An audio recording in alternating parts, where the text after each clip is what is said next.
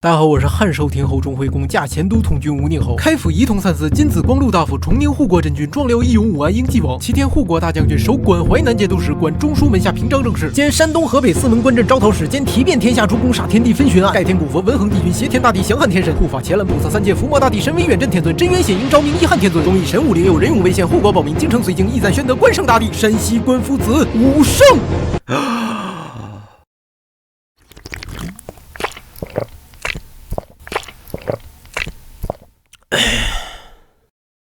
关云长，